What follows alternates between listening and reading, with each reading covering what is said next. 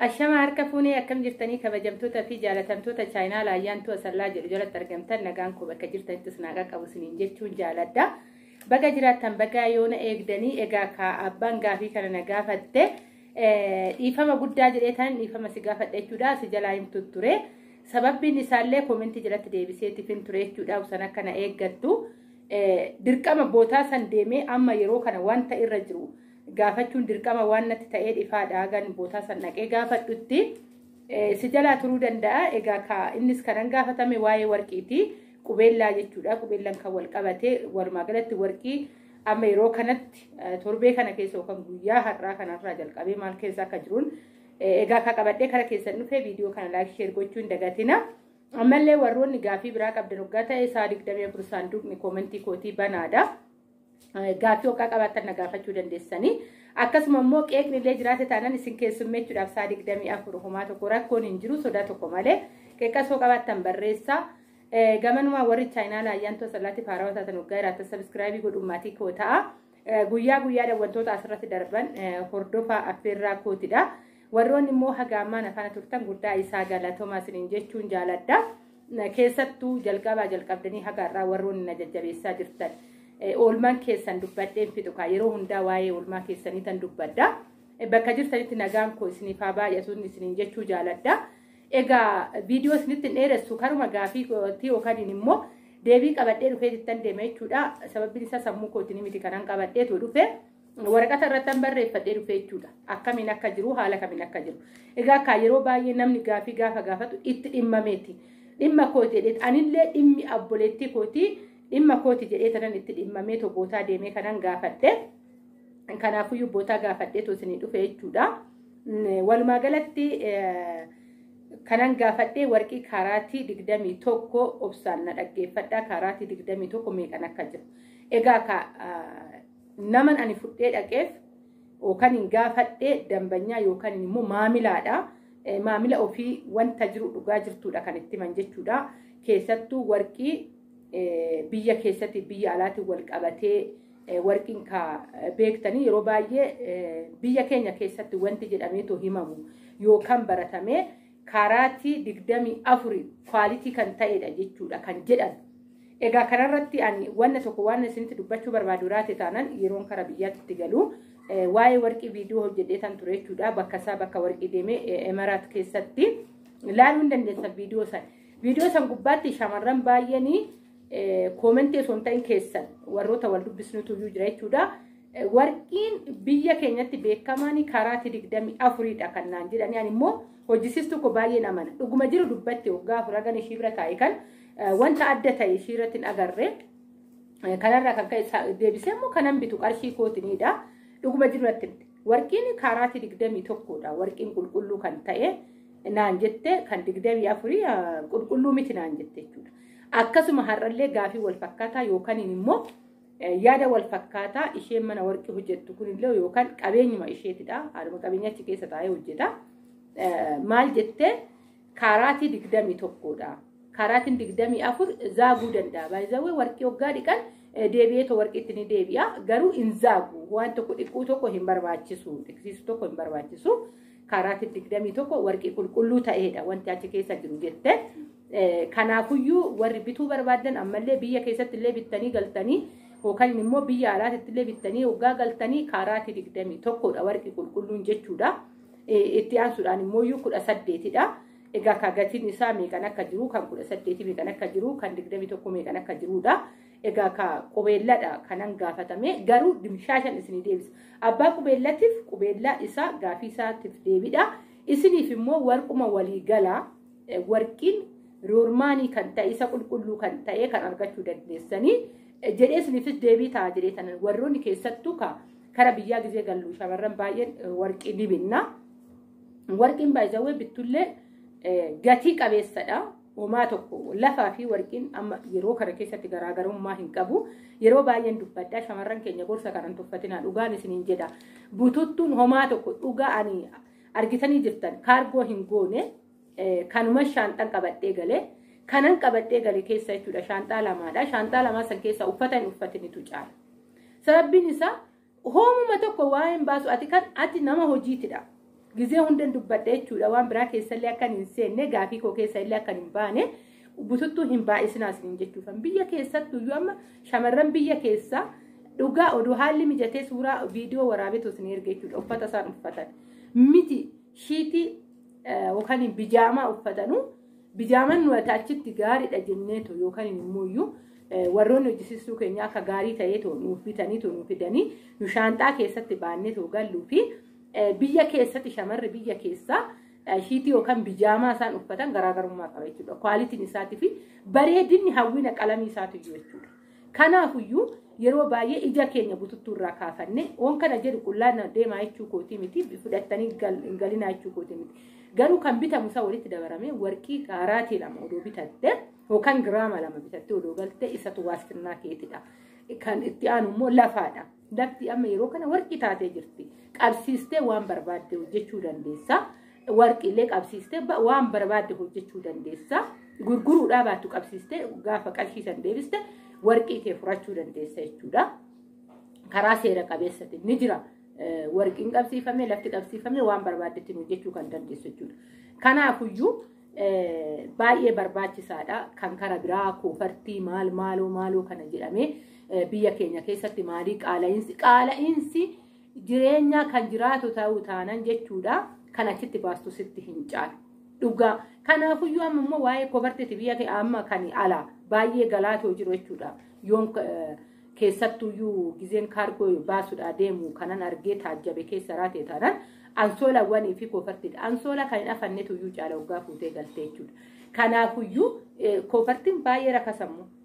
Baay'ee rakasa biyya keenya keessatti qalamii barbaadde waggaa bittee kanarratti obboleewwan koo baay'ee of qisaasechinaas hin jechuun jaaladha. Obboleetti warqii kana gaafattee asumaan obboleewwan baay'eedha gaafii gaafattee jirta galatoomisin jechuun jaaladha. Egaa kaaraatiin 21 kaaraatii takkittiin 5,800dha. Giraamni takkittiin jechuudha 5,800dha. Seeraan qabadhaa qalbeeffadhaa qabadhaas hin jechuun jaaladha. Giraama 2 gaafa bittu 11,600dha. Egaa ka warqiini kanan gaafii obboleettii kootitiidha. Kaaraatiin 21 giraama takkittiin 5,800dha.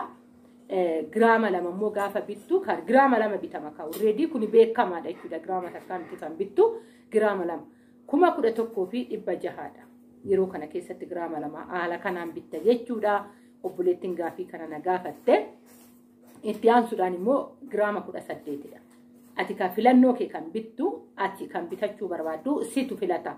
Abbaadha jechuudha filannoon abbaati. Gaafii kee deebisee qulqulluu kan ta'e 21dha. Baay'ee ati hojjechaa jirta ijaa ta'e kanallee odoo bitte baay'ee tokko gaariidha jedhee tanaan akka yaada kootiitti kun yaada ayyaantu asallaati. Ati immoo humna kee situu beeka yookaan kan sirraa bareedu yookaan immoo bittee kan kennaa kennuufii barbaaddu sanillee humna kee situu iyyuu beeka ani garuu akka nama tokkootitti kanan sitti muu qabu abbichillee akka gorsaatti kan nuti kaaraatii 21dha. Anillee ofii kiyya kanan ala fidadhee togalee kaaraatii 21dha jechuudha. Kanaafiyyuu dhugaa dubbachuu fi warqee achitti bitamee fi biyya kana keessatti bitame qarshii walitti hojjetuuf kan achitti bitee togale. Dhugaan isin hin jedha jechuudha. Amma anuu narri fadhe ilaalee too jechuudha. Waggaa akkana jettu sababbiin isaa qarshii guddaadhaan bitame. Birrii achitti bitta ijaa ta'eefuyyuu kanallee wal bira qabadhaa laadadha kan kara 18 deema soorii 18 2,500dha. Giraamni takkittiin 2,500dha. Giraamni takkittiin kaaraatiin 18. Kaaraatiin 18 2,500dha. Kan immoo iyyuu gizee kaaraatiin 2 gizee bittanii 5,000dha jechuudha. 5,000 bittaadha. Kwaalitiidha. Warqiin kan alaati. Wannummaa shawwadatu tokko jirtu waa'ee warqii gubbaarratti jechuudha. Mana warqiititti wanti akkasii hin jiru. Yoo kan biyya keessaa barbaadde ta'e roormaanii kan biyya keessatiidha. Kan biyya alaa toggaa jette kanaadha kasii dhiyeessan jechuudha. Walumaa galatti kan hin gurraachofne. Kan qulqulluu ta'ee kan biyya alaa kan ta'edha. Warqii kana lamaanidha. Kanan fokosii godhee too gaafadhe isiniin jechuu jaaladha. Egaa akka keenyatti akka ani ofii kiyya achitti bitetti guddiidha yookaan immoo qaala'ee jedhee toon dubbatu waa'ee warqee jechuudha. Sababbiin isaa madooraarri yeroo kana keessa meeqaan akka jiru inni beektu. sharafni biyya alaa miiqan akka jiru ni beektu yeroo kana keessa amma baay'ee warqiin bayeessa jira jedhee tayyaadha tariitii akkamiin akka ta'e hin beekne anuyyuu achitti dhugaanis niin jedha baay'ee wuddiin bitee dhugaa odoon biyya keessatti bitee jiraadhe jedhee kana nuyyuu amma ergan gaafadhe tanaan durallee baay'izawee namni na gaafatee waa'ee warqii hojjedhee tan ture jechuudha. Amma immoo isa caalaa gaddeebi'ee warqiin yeroo nani gaafadhe keessa ji'a muddeeti akkuma galee odoo homaan turinidha waa'ee warqiitti irratti namni na gaafate kanan gaafadhe yeroo sani 6,000 jira amma meeqa qannasee 6,200 qannasee jira jechuudha. Karaatiin 21 200 qannaseera. Viidiyoo duraatirra ilaaluu hin dandeessan meeqan akkan hojjedhee 6,000dha kanan hojjedhe amma mooyyuu 200 qannase. 200 tun kaachirraa gisee deemtu baay'ee deemti karaa 400 yaa tiraanispoortii abbaa sanii ta'a jechuudha. Har'a hoggaa chiteenyi birriin tun xiqqoo fakkaatti garuu biyya keessatti gaafaati kufte doolchee tokko namni walitti sitti qabu hin jiru. Kanallee waa'ee qarshii qusannaa egaa ka shamarran keenya kanarratti reedii taanee seeftii taaneetu jiraachuu qabna isiniin jechuun jaaladha keessattuu waa'ee qusannaa akkasuma akka gorsaatti kanan isinitti dubbadhu yeroo qarshii waan tokko binnu maatii gargaarraa maa fira abbaa ergannu san gargaarra jechuu osoo hin ta'in birrii 2,000 3,000 4,000 tan akka qarshiitti ilaaluu dhabuu dandeenya jechuudha. Ishuma santuyyuu gaafa as galte akka hojiitti si fayyada. Dhugaan isiniin jedha jechuudha. Maaliif waan tokko gaafa ati bittu abbaan sun gaafa waan sirratti qabate birriin amma ati 4,000 tuffattee tunoomaa miti tiraanispoortii jetteetu ati akka xiqqootitti ilaaltu kuni gaafa birrii sun waan guddaarra si ooltu wayititu jiraachuu danda'a jechuudha. Kanarratti illee dhugaan isiniin jedha keessattuu shamarran keenya yeroo keenya umurii keenya aarsaa goonetidha kan biyya ormaa keessatti gubachaa jiru. Eenyumtuu dhugaan isiniin jedha waggaa 18 gadi yoo darbee ta'e malee kan biyya ormaa deemu hin jiru. Laayifii keenyadha kan achitti nyaachaa jiru. Kanaafuu of eeggannoo guddaa godhuu qabnan isiniin jedha qarshii keenya irratti. Amma yeroo kan biyya keessatti qabaattu ni jiraattaa dhabdu ni duuta. Lubbuun namaa amma waa'ee baasuu bakka dhabdeedha biyyattii lubbuun namaa waa'ee baasuu dhabde keessa jirra waan ta'eef iyyuu kanarratti of eeggannoo guddaa godha qarshii keessa irratti qabaattu ni jiraattaa abbaa feete wajjin dhabdummoo ati nama waa'ee hin baasne jechuudha. Kanaafuyyuu umuriin keenya aarsaa achitti kafalu sanillee beekuu qabna isiniin jechuun barbaada. Maaliif waggaa 4 waggaa achi teessee waggaa 18 waggaa deemte waggaa 22 taata jechuudha. Waggaa 4tti immoo umurii kana keessa taatee waggaa deemte waggaa kanatti naman deebinedha. Dirqama hin hojjetta. Kanaafuu ati eenyumaa miti kan hubaa jirtu. Umurii keetidha kan hubaa jirtu. Umurii keetidha kan nyaachaa jirtu. Laayivii keetidha kan nyaachaa jirtu jechuudha. Biyaans baroggaan kana jedhu gaa'ila keessa seentee daa'ima da'uu bichaa osoo hin ta'in warri biyya jiru nama wajjin reekshinii uumanii hiriyaa isaaf fakkaatu wajjiniinu yeroo ofii taphatanii dabarsuu jechuun waa guddaadha. Guyyaa guyyaadha sammuun namaa haaromaa deema jechuudha. Mana namaa keessa gola namaa keessa immoo guyyaa guyyaadha sammuun kee dadhabaa deema malee jabaachaa kan haaromaan deemu. Wanti ati argitu homaa waan si gammachiisu miti. Amma biddeen jenneeti madaamiti jenna yeroo baay'ee. Keessi keenya garuu keessi keenya gubataadha. Kanallee ilaallee of qusachuu keessattuu fira baay'ee qabna gaafa biyya ormaa jirru gaafa biyya garee garuu homaa bukkee kee homtuu hin jiru cinaa kee homtuu hin jiru. Kana beekuu qabna isiniin jechuun jaaladha shamarran keenya. Egaa gaafa gorsa kana keessa seenee ofitti illee himaa tanan ayyaantu asallaa isin qofaa miti viidiyoo isinitti dheeresseera.